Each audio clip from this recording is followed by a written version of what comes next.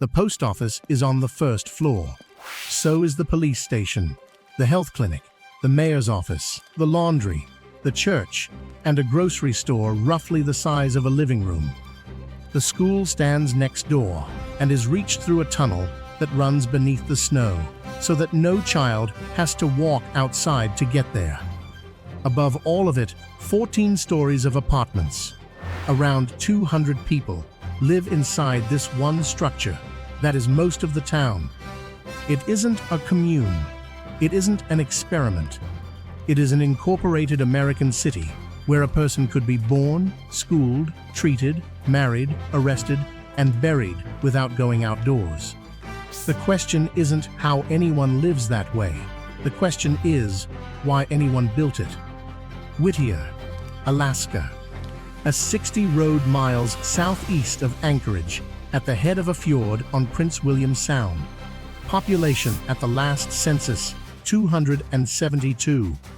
The only road in runs through a mountain on a single lane, shared with freight trains, and it closes at night. Ask why the town lives in one building, and you will get the same answer almost everywhere. The weather, snow, wind, the Alaskan winter. It sounds correct. It is wrong, and proving it wrong takes about 90 seconds. What made Whittier was a military decision taken in 1941, a construction doctrine tested in the 1950s, and a mountain that decides every winter which flat ground a person is permitted to build on. 3 things. None of them is the one you would guess. Start with the shape of the place, because the shape explains more than any photograph of it does. Passage Canal is a fjord, roughly 12 miles long, cut by ice, and filled by the sea when the ice withdrew.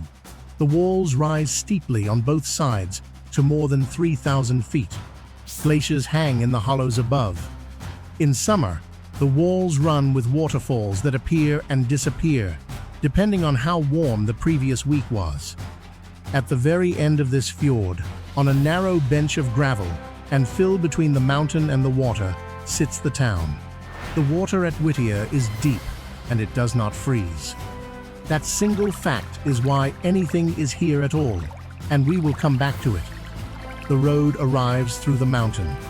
The Anton Anderson Memorial Tunnel runs 2.5 miles through Maynard Mountain, and it is the longest highway tunnel in North America that also carries a railway.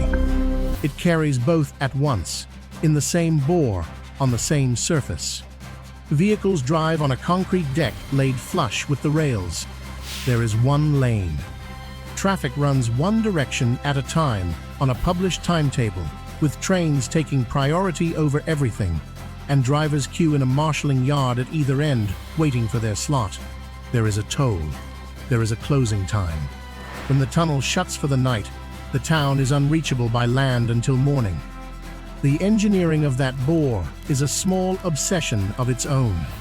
It was cut through rock that is under constant water pressure, in a place where winter temperatures and wind loading at the portals are extreme, so the ventilation system has to move enough air to clear diesel exhaust from both trains and vehicles while the portal doors stand ready to close against a storm.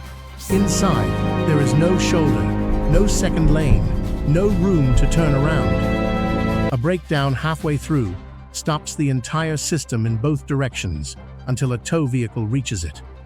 Drivers approaching from the Anchorage side stage in a marshalling yard watch a signal and go when the cycle releases them. It is the only piece of road in the country that most Americans would find genuinely disorienting to drive: a mountain, a single lane, and railway tracks running directly beneath the wheels. Everyone who lives in Whittier organizes life around that timetable. A hospital appointment in Anchorage, a shift, a hardware run, a school game, all of it is planned backwards from the last opening. Miss it, and you are sleeping in Anchorage, or you are sleeping in your car in the queue. Residents talk about the tunnel, the way people elsewhere talk about the last train. In winter, the town is quiet, in a way that is hard to convey. In summer, it inverts completely. Whittier is a working port. The Alaska Railroad terminates here. Barges connect the state to the ports of the Pacific Northwest.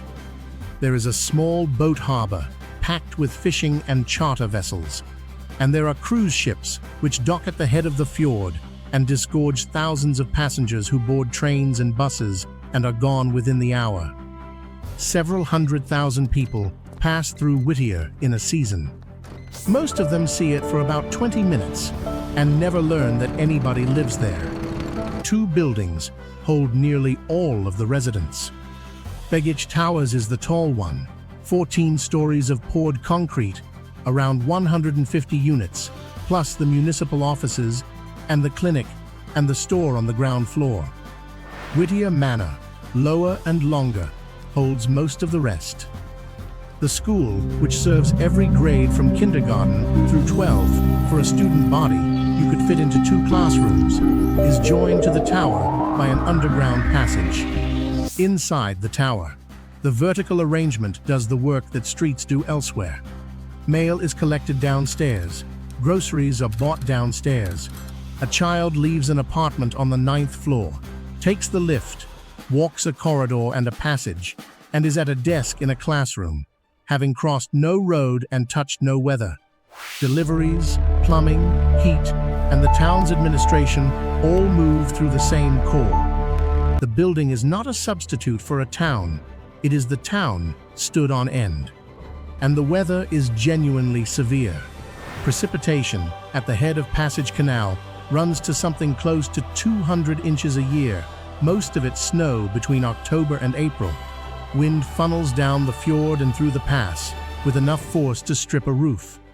The snow accumulates on the flat ground faster than anyone can move it, and it stays. But severe weather is not rare in Alaska, and no other Alaskan town answered it like this. Consider what sits 400 meters from the occupied tower. The Buckner Building was finished in 1953. 6 stories, enormous in footprint, at the time the largest building in Alaska. The Army called it a city under one roof, and it was barracks, mess halls, a hospital, a theater, a bowling alley, a rifle range, a jail, a bakery. It was designed so that 1,000 soldiers would never need to step outside in winter. It has been abandoned since the 1960s. Water runs through it. The interior is stripped, tagged, frozen, and refrozen through 60 cycles of winter, and it is full of asbestos, which is why nobody has demolished it. Whittier contains more derelict floor space than occupied floor space. The town lives next to the corpse of an earlier version of itself. That is not the strange part. The strange part is the ordinariness of the schedule. This is not a research station or a mining camp on a rotation. It is a municipality in the United States with a mayor, a council, a police department, and property taxes, and its residents accept that the road home is open on a timetable and closed at night. Emergencies are the sharp edge of that. Serious medical cases go out by tunnel, if the tunnel is running, by helicopter, if the weather allows a helicopter, and by boat if it does not. Every resident knows the order of that list. There is a third thing, harder to measure and mentioned by residents more often than either of the other two. In an ordinary town, disagreement has somewhere to go. You take a different street. You shop somewhere else. You do not see the person for a week, and the temperature drops. In Whittier, the officer who wrote your citation lives 4 floors above you and rides the same lift. The teacher who failed your son is your neighbor. The person you fell out with at the harbor is at the mailboxes every morning at the same time as you, because there is one set of mailboxes. People who have lived there a long time describe a specific social discipline that develops in response, a habit of not escalating things, because there is no exit from the argument, and the winter is long. That is not a quirk of personality. It is a structural consequence of the building. And the population of 270 is not a remnant of something larger that failed. Whittier is busy. It moves fuel, freight, fish, and passengers. It has one of the most heavily used small boat harbors in the state. The mismatch between the size of the operation and the size of the town is the thing that makes the arrangement possible in the first place, and we will come back to that too. Now the explanation you have probably already reached for. It's the weather. It's simply too cold and too snowy to live in houses, so they built upward and stayed indoors. That is the answer given in almost every article written about Whittier, and it has been repeated for decades. It is wrong. 60 miles east across Prince William Sound sits Valdez. Valdez receives more snow than Whittier does, on the order of 300 inches in an average year, and considerably more in a bad one. Valdez has streets. It has subdivisions, driveways, detached houses with garages, a high school with a parking lot. Nobody in Valdez lives in a tower with the post office in the lobby. Go north instead to Utqiagvik on the Arctic coast, where the temperature is far lower and the dark far longer, and you find the same thing, separate buildings, spread out on pilings. Coal does not produce towers. If it did, the Arctic would be full of them. Whittier's own history says the same. Before the tower existed, people here lived in wooden barracks, in Quonset huts, in scattered temporary structures, through exactly the same winters, and they managed. The weather is real. It is the constraint that shapes the details, the underground passage to the school, the enclosed corridors, the way the tower is oriented. Weather explains the tunnel to the school. It does not explain 14 stories. A second explanation gets closer and still misses. Heat. One large building has less exterior surface per person than 50 small ones, so it costs less to keep warm, and in a place where fuel arrives by barge that matters. True, and it was part of the reasoning. But heating economics would predict that Whittier's residents live in a few well-insulated multifamily blocks, which is a fairly common Alaskan solution. It does not predict that the mayor's office, the church, the clinic, the store, and the police station are all in the same lobby. And it does not explain the part that actually needs explaining, which is why in 65 years since the army left, essentially nothing new has been built for people to live in. The answer is not about the air, it is about the ground. Go back to 1941. The United States is not yet in the war, and the army is looking at a map of Alaska with alarm. The territory has one railroad, the Alaska Railroad, running from Tidewater to Fairbanks. Its ice-free ocean terminus is Seward. Seward is the throat of the entire territory. You want to move fuel, men, or ammunition into the interior of Alaska, it goes through that one port and up that one line. The port sits open to the Gulf of Alaska and is visible from the sea, and the line north of it runs through steep country prone to avalanche and slide. One port, no alternative. Army planners wanted a second entrance, and they wanted it somewhere that could not easily be found. Whittier fit a very specific set of requirements.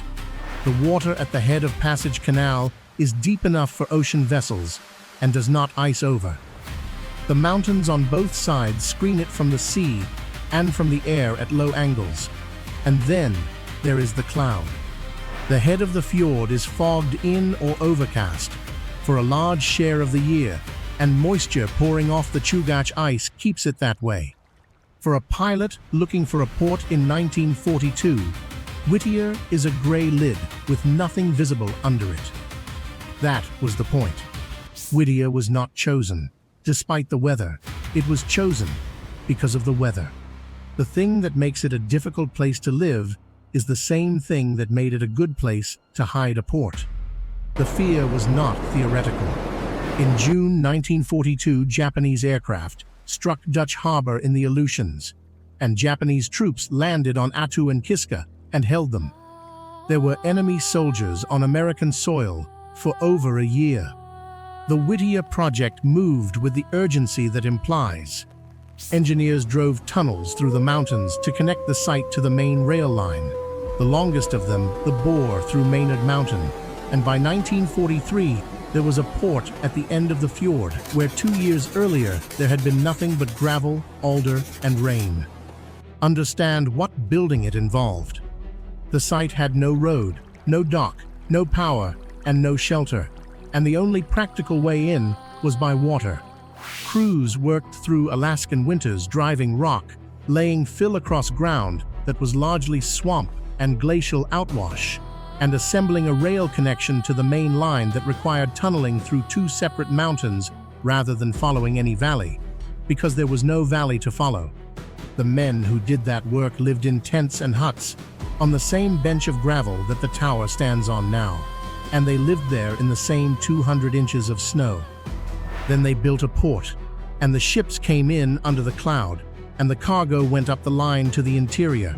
And for the duration of the war, very few people outside the army had any clear idea that the place existed. That is step 1. Nobody chose this site for its qualities as a place to live, because nobody was thinking about living. They were thinking about not being seen. Step 2 is what happened when the war ended and the army did not leave. The Cold War turned Alaska into the shortest line between the United States and the Soviet Union, and Whittier's hidden deep-water port became a permanent supply point rather than a temporary one. Permanent means families, schools, hospitals, plumbing, and above all, it means winter, year after year, for people who have to keep functioning through it. The Army's answer to that problem was the composite building. The reasoning is easy to follow once you see it. In Whittier, every exterior surface is a cost. It must be heated, cleared of snow, walked between in wind and darkness, and repaired constantly. 50 separate structures mean 50 roofs, 50 sets of pipes exposed to freezing, and 50 paths that have to be shoveled before anyone can use them. One structure means one roof, one boiler plant, one set of risers, and 0 paths. So the Army built the Buckner Building in 1953 and put an entire garrison's life inside it. Then, in 1957, it built a second one, taller, for families and civilian staff, and called it the Hodge Building. That is the tower that stands today. Step 3 is the part almost nobody mentions, and it is the one that locked the arrangement in permanently. Look at where Whittier actually is. The flat ground is a thin bench of gravel and filled between a mountain wall and deep water, and it is small. The port takes a share of it. The rail yard takes another. The boat harbor takes another. What remains is a strip you could walk end to end in a few minutes, and the mountain above delivers avalanches onto it. Not occasionally. Every winter, on established paths that run from the ridge down to the shoreline, in a town that receives close to 200 inches of snow a year on slopes above 40 degrees. Those paths are known, mapped, and named, and they cross a substantial part of the only flat ground in the town. You cannot put houses in a run-out zone. You can put a rail yard there, or a parking area, or nothing at all, but you cannot put families there and expect them to survive an average winter.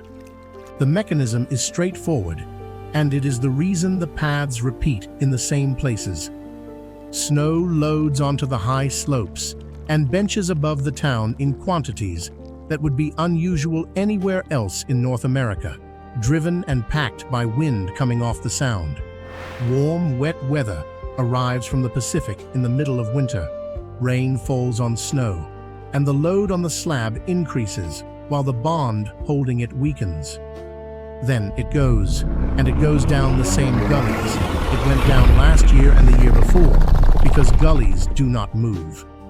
Anyone can look at the mountain in summer and read the paths off the vegetation. The strips where nothing grows tall are the strips where snow arrives every year at speed. Subtract the port, the rail, the harbor, and the avalanche paths from a bench that was never large, and what is left is a handful of acres. That is the entire buildable area of Whittier, Once you know that number, the tower stops looking eccentric and starts looking obvious. When you cannot spread out, the only remaining direction is up. Step 4 is money, and it explains the last 65 years. The army deactivated the port in the 1960s and pulled out. It left behind 2 enormous concrete buildings and a town of civilians who had been working for it. Whittier incorporated as a city in 1969. Residents bought the apartments. Begich Towers today is a condominium association that functions simultaneously as a housing block, a town hall, and a public utility, with the municipality's essential services distributed through its lower floors. Now imagine you want to build a new house in Whittier. Every stick of lumber, every window, every roll of insulation, every cubic meter of concrete arrives either by barge or through a single-lane tunnel that runs on a timetable and closes at night. Skilled trades come from Anchorage and lose an hour of the working day to the queue. You are building on a few remaining acres of a bench that floods, slides, and sits in a seismic zone. Meanwhile, there is a 14-story concrete building already standing, already heated, already plumbed, already paid for by the United States Army, with units available. There is a second-order effect that finishes the job. Because the services are already inside the tower is where they stay. A clinic serving 270 people cannot afford its own building, so it occupies a room downstairs. Neither can the police department, the council, the church, or the shop. Each one that moves in makes the next one more likely to move in, and makes the case for building anything separate a little weaker, because separate now means cut off from the core that everything else runs through. The building keeps absorbing the town, because the town keeps finding that the building is the cheapest place to put things. No developer would build Begich Towers today. No one has to.